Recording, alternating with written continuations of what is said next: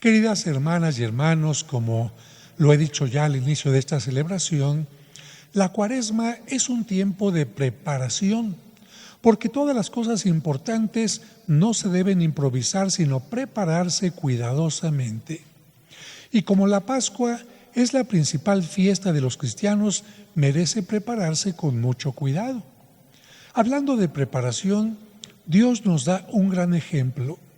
Preparó la llegada de su Hijo con muchísimo tiempo y cariño, desde que eligió a Abraham como el padre del pueblo elegido, y continuó la preparación a través de Moisés, los mandamientos, los profetas y muchas cosas más, hasta llegar a la Virgen María y Juan Bautista. Por su parte, Jesucristo tuvo una doble preparación. La primera en su vida privada, en su hogar de Nazaret, compartiendo los valores familiares, y la segunda preparación en vísperas de su vida o ministerio público. Los dos momentos que prepararon esa importante misión fueron el bautismo y los 40 días en el desierto, para que no hubiera nada que nublara la claridad del camino a seguir. Y por eso precisamente ahí aparecería el maligno para tratar de evitar el cumplimiento de las Escrituras y la acción de Jesús, para evitar que esta segunda etapa que Jesucristo tendría, su vida pública con predicación, milagros, etcétera, no tuviera buen resultado. Cuando Jesucristo recibió el bautismo en el Jordán, se escuchó la voz de Dios y descendió sobre él el Espíritu Santo mientras se escuchaba: «Tú eres mi Hijo el predilecto». Ese mismo Espíritu es quien condujo a Jesús al desierto, que en lenguaje bíblico significa lugar de prueba y tentación.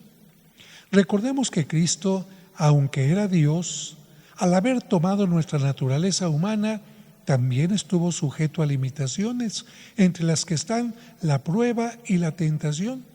Y precisamente esas eran las armas que el maligno quiso utilizar para desviarlo de su misión. ¿Cuáles fueron las tentaciones que tuvo Jesús y que tienen que ver con las tentaciones del hombre de hoy? La primera es totalmente corporal. Como todo ser humano, Jesús padece hambre y el maligno quiere aprovecharse de esta necesidad para hacerlo caer. Por eso le dice: «Dile a esta piedra que se convierta en pan». El tentador le propone a Jesús una salida fácil, pero contraria a la de Dios. Jesús no se quiere valer de que es hijo de Dios como privilegio personal para aligerar o eludir la condición humana, y aprovecha esa tentación para dar una enseñanza. No todo en la vida es pan o cosas materiales. Con esta enseñanza nos recuerda que no se puede gozar el pan cuando hay injusticias, cuando otros tienen hambre, cuando para conseguirlo hay que ser discípulos del demonio, como quienes comen su pan con el precio del delito, de la corrupción, del engaño, del narcotráfico, del poder mal habido y mal utilizado. Cristo nos enseña a alimentarnos especialmente en nuestra conciencia y corazón de la palabra de Dios. Ante esta primera tentación, en la que el demonio invita a Jesús a buscar soluciones fáciles y rápidas, deberíamos cuestionarnos: ¿cuántas veces caemos en la tentación de querer que Dios resuelva nuestros problemas sin poner nosotros ni el más mínimo esfuerzo? La segunda tentación que tuvo Jesús tiene que ver con el poder. El demonio le dice: «Todo esto será tuyo si te arrodillas y me adoras». Esta tentación está presente en todo tiempo y en todo momento, y en ella caen personas que, con tal de obtener ciertos bienes opuestos, son capaces de traicionar sus ideales o principios, inclinándose a adorar a quien se los ofrece.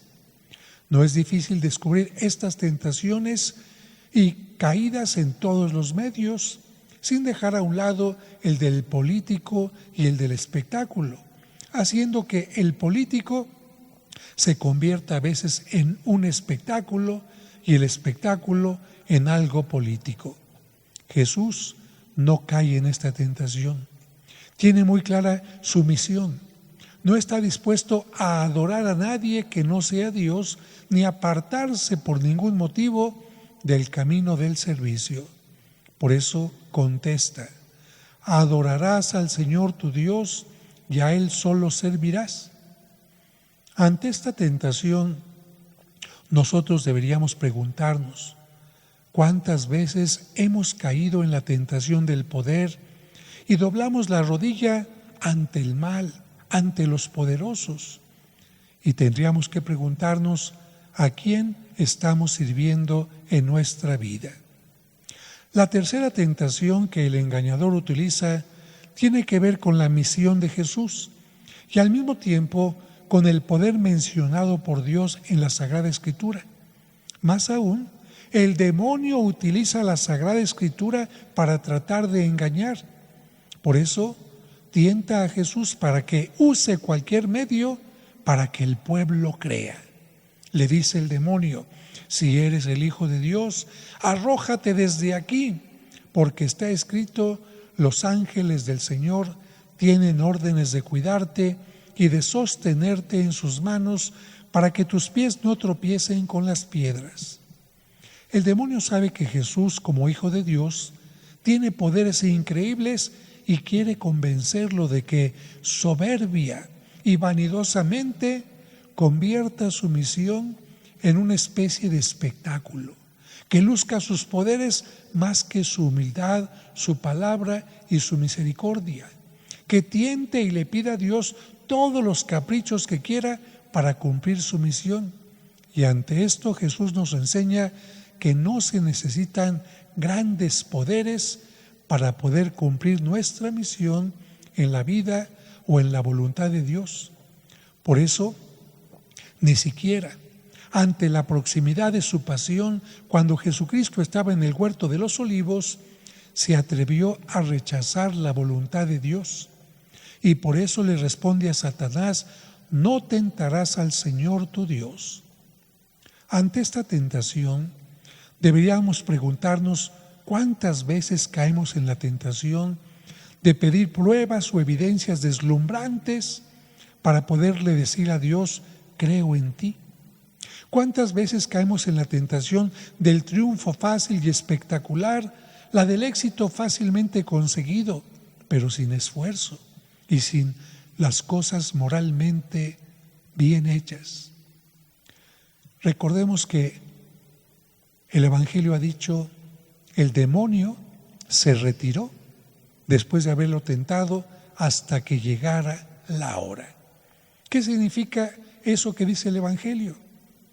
Que el demonio esperaba cualquier hora, cualquier momento para volver a tentar a Cristo y que dejara de seguir predicando, que dejara de seguir llamando a las personas a la conversión, que cuando estaba cansado dijera: ya me cansé, ya no quiero seguir, que cuando lo traicionó algún discípulo dijo: ya aquí ya no quiero seguir, cuando Pedro lo negó dijera: ya no quiero seguir, o que incluso, como hemos dicho, cuando estaba en el huerto de los Olivos sudando sangre del miedo que tenía, le dijera a Dios: quítame esta crucifixión, quítame este paso para salvar a la humanidad. Y Cristo simplemente dice: Dios mío, si tu voluntad es que esto pueda ser evitado, que así sea, pero si no, que se haga tu voluntad. Y esta parte del Evangelio nos recuerda que el demonio a lo largo de toda nuestra vida nos va a estar tentando, en la infancia, en la juventud, en la etapa adulta, incluso en la vejez e incluso en el momento de la muerte. Hay muchas pinturas que representan precisamente al moribundo con un ángel de un lado y el demonio del otro, porque aún en ese momento de la muerte el demonio puede hacer que reneguemos de nuestra fe, que reneguemos por la enfermedad, que reneguemos por los dolores. Y por eso es importante pedir a San José especialmente que nos ayude a mantenernos fieles aún en el caso de una muerte violenta, una muerte inesperada, una muerte dolorosa. Y por eso precisamente yo puse la imagen del demonio aquí en el atrio de la parroquia, no para darle culto, sino para recordarnos que todo el tiempo, como dice San Pedro en su carta en la Biblia, estén velando, porque el demonio, como león rugiente, está buscando a quien devorar. Que el ejemplo que Cristo nos da al vencer las tentaciones nos ayude a comprender que también nosotros podremos vencerlas si estamos más unidos a Dios y tenemos claramente la idea de que no es en las cosas fáciles o pasajeras en donde se encuentra el camino de la verdadera felicidad y del encuentro con Dios.